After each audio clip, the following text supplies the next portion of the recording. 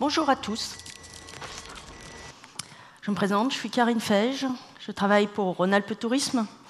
J'ai un rôle à Rhône-Alpes Tourisme, je suis directeur de projet pour le projet Citra, mais je m'occupe aussi des outils web. Et d'ailleurs, je salue toute l'équipe qui est là pour me soutenir, qui a eu le courage de se lever, donc pour venir aujourd'hui à ce TED.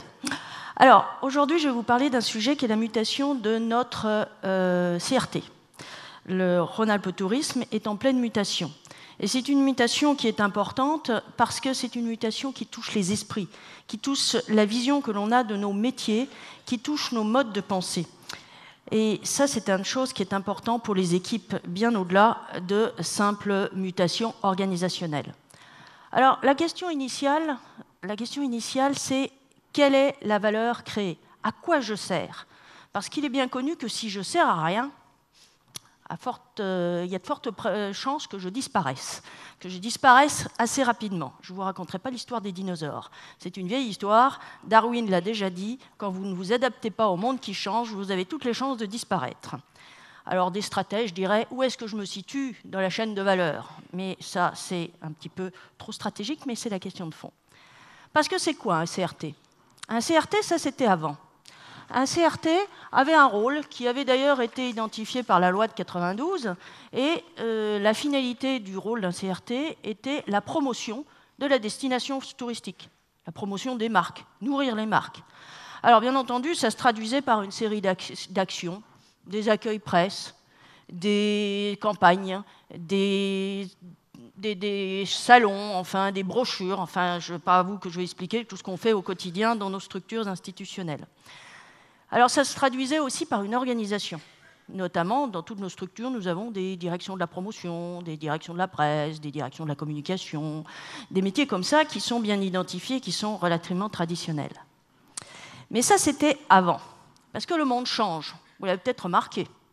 D'abord, il y a un petit truc qui agite un petit peu les esprits depuis quelque temps, c'est la réforme des collectivités territoriales. On en parle beaucoup, ça fait parler de beaucoup d'entre. Qu'est-ce qui se passe réellement, on ne sait pas, mais en tout cas, une chose est certaine, c'est que la vraie question qui est derrière cette réforme, c'est à quoi sert chacun. Et puis il y a un autre élément qu'il faut un petit peu prendre en compte, c'est la problématique de la raréfaction des ressources. On a de moins en moins de budget, les uns comme les autres, et il faut vraiment se poser la question de savoir où on affecte ces ressources et comment les affecter pour qu'elles soient le plus utiles possible. Alors la question de fond, c'est utile à qui? Utile à nous-mêmes ou utile aux autres? D'autre part, d'autres éléments ont changé, c'est l'explosion, bien sûr, non pas seulement du web collaboratif, mais de façon plus large, d'un état d'esprit collaboratif et d'un état d'esprit d'intelligence collective. Et ça, c'est un fait. C'est un état d'esprit profond, c'est-à-dire qu'on réfléchit autrement. Il y a d'autres éléments qui rentrent en compte aussi, ce sont des déstructurations des modes de circulation, de l'information et de commercialisation. Je ne reviendrai pas sur le débat qu'on a eu hier par rapport à Booking. C'est une vraie question qu'il faut prendre en compte. Comment nous, institutionnels, pouvons-nous nous situer par rapport à ça? Quelle valeur ajoutée on peut avoir? Et puis aussi, il y a des questions qui se posent par rapport aux acteurs du terrain. Les acteurs du terrain subissent la même chose. Cette modification fondamentale de la société et des modes de fonctionnement, ils ont les mêmes problématiques. Et eux aussi doivent trouver leur place et toujours pareil, créer de la valeur pour continuer à survivre. Donc, au niveau de Rhône-Alpes Tourisme, et de façon générale, on s'est dit on va essayer de penser autrement. Penser autrement, ça veut dire penser création de valeur. Alors ne mélangeons pas les choses, la création de valeur, ce n'est pas nécessairement du flux financier. La valeur, c'est bien plus que ça. Donc la valeur, c'est le à quoi je sers. Pensons service. Et quand on pense service, on pense service à qui? À moi? Aux autres? C'est la vraie question. Pensons communauté. Pensons comment travailler ensemble. Et ça, c'est une attitude qui est différente. Ce n'est pas moi, je décide, les autres y font. C'est créons ensemble un rêve partagé, et donnons-nous les moyens ensemble de réaliser ce rêve. Et on touche aussi là la notion de durabilité. C'est-à-dire qu'on peut rêver toutes les choses, mais si on n'a pas, d'une part, un moyen de le réaliser, et notamment des ressources, et qu'on ne se donne pas les moyens de maintenir ces ressources à long terme, très rapidement, il y a de fortes chances qu'on ne soit pas durable. Donc, je vais être un peu provocatrice, on va y aller carrément, Rhône-Alpes, c'est une entreprise de service. Alors j'entends ici des couinements, oui, entreprise de service, business, affaires, patin, coup fin. Non, une entreprise de service telle que nous l'entendons, c'est le meilleur des deux mondes. Le monde de l'entreprise qui se pose en permanence la question de son positionnement stratégique sur son marché par rapport à son environnement. Où est-ce qu'on est légitime? Où est-ce qu'on crée de la valeur? Par contre, aussi un mode de pensée qui est un mode de pensée par rapport aux autres, à savoir quelle est au public cette valeur créée, à qui va-t-elle? Est-ce qu'elle va à nous, CRT? Est-ce qu'elle va à nous, collectivement, acteurs du territoire, ou est-ce qu'elle va ailleurs? Donc c'est vraiment des questions qu'on se pose. Ce positionnement d'entreprise de service a d'autres implications aussi en termes d'organisation. L'une des plus importantes, que vous allez voir plus tard dans l'organigramme, c'est la problématique du mode projet. Nous nous mettons complètement dans une logique projet, mais pas projet au sens où vous l'entendez d'habitude, avec un début, une fin, un plan de route. Non, projet au sens business unit, au sens centre de création de profit. Encore une fois, le profit, il ne faut pas en avoir peur. Le profit, c'est ce qui nous permet d'être durable. Mais le profit, il est pour qui et il est redéfini par qui et à qui.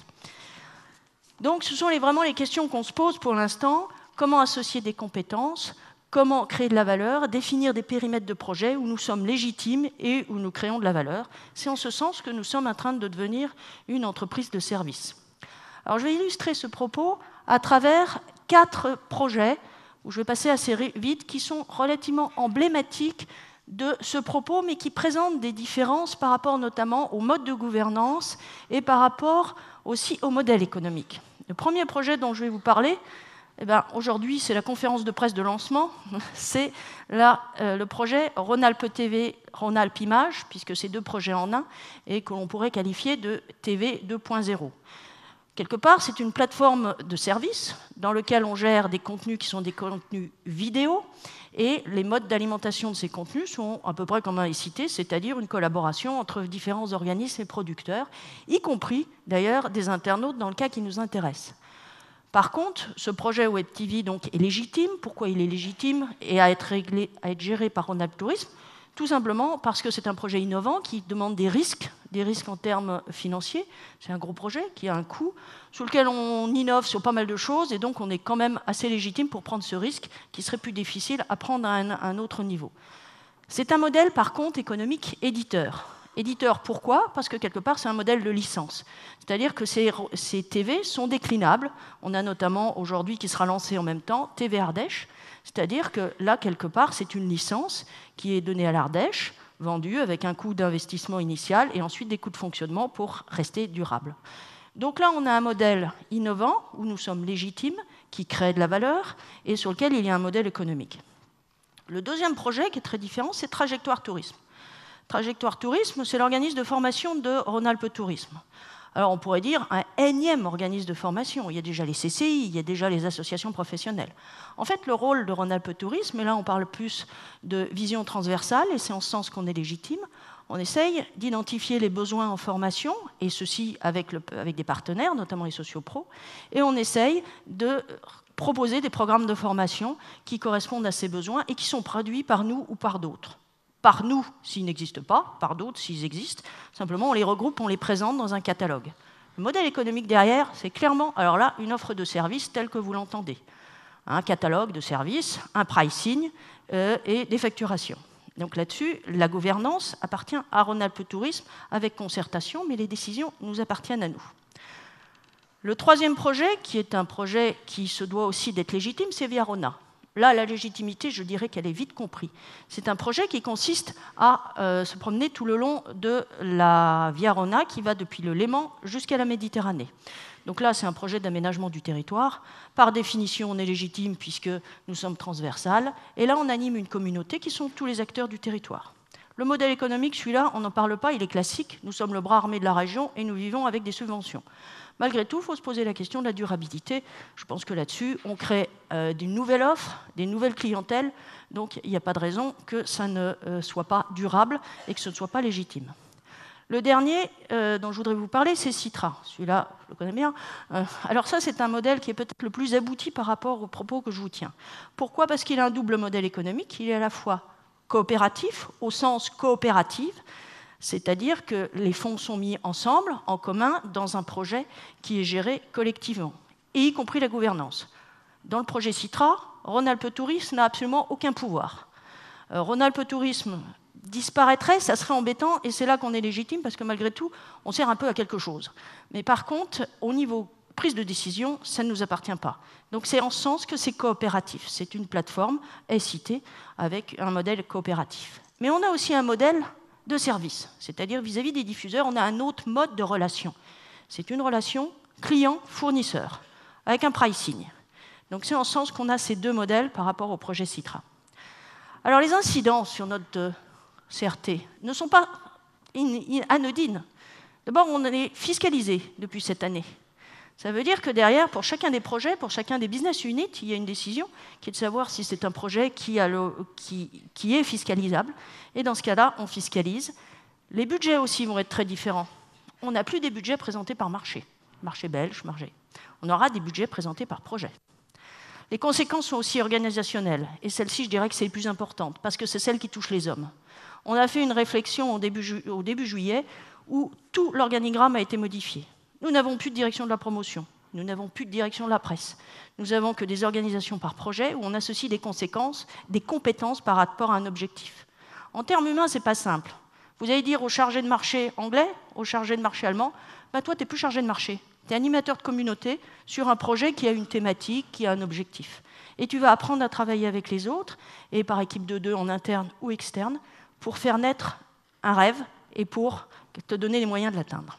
Donc ça, c'est certainement ce qui va être le plus difficile à gérer dans les mois à venir. Certains chez nous ont un peu de mal et c'est bien normal. Alors ça a des conséquences sur les outils, on va passer vite. Quelque part, on va sortir un nouveau site, enfin des nouveaux sites pour la fin de l'année qui traduiront justement cette approche service, c'est-à-dire et où nous associerons derrière des contenus, non pas nécessairement produits par nous. Alors ne tenez pas compte de la maquette, ça c'est la maquette qui a été mise avec l'appel d'offres, on n'a pas encore les nouvelles maquettes. D'autres éléments, c'est maintenant ça commence à prendre. On a des communautés, cette notion de communauté, elle marche.